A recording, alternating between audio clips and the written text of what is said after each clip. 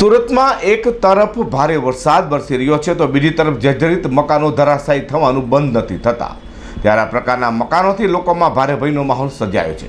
વધુ એક મકાનનો સ્લેબ ધરાશાયી થતાં આસપાસના વિસ્તારમાં ડરનો માહોલ ફેલાઈ જવા પામ્યો છે। વાત કરી રહ્યા છીએ સલાબતપુરા વિસ્તારની। સુરતમાં એક તરફ વરસાદ પડી રહ્યો છે ત્યારે બીજી તરફ જર્જરિત મકાનો અને મકાનોના ભાગ પડવાના યથાવત હોય તેમ લાગી રહ્યું છે। ત્યારે સુરતના સલાબતપુરા ખાતે આવેલ વર્ષો જૂના મકાનનો સ્લેબ તૂટી પડ્યો હતો। પીપળી શેરીમાં મકાનનો સ્લેબ તૂટી પડતા ભારે અફરાતફરીનો માહોલ સર્જાયો હતો। આ મકાનમાં બે આધેડ વ્યક્તિઓ નગીનદાસ ખોરાવ અને વિજયાબેન ખોરાવ ફસાઈ ગયા હતા, જેઓને બચાવવા ફાયર બ્રિગેડ દ્વારા ભારે જહેમત ઉઠાવવામાં આવી હતી। ફાયર બ્રિગેડના અધિકારીએ જણાવ્યું હતું કે સલાબતપુરા વિસ્તારની પીપળી શેરીના મકાનમાં પડ્યાની જાણ થતાં જ ટીમ ઘટના સ્થળે પહોંચી ગઈ હતી। અહીં રાહત અને બચાવ કામગીરી હાથ ધરવામાં આવી હતી। ઉપરના માળે ફસાયેલા બે લોકોને બહાર કાઢીને હાલ કાટમાળ ખસેડવાની કામગીરી હાથ ધરાઈ છે। તો આ મકાનને નોટિસ આપવામાં આવી હતી કે કેમ તે અંગે તપાસ હાથ ધરીને પગલાં લેવામાં આવશે તેમ પણ જાણવા મળ્યું છે। Bureau report G24 news.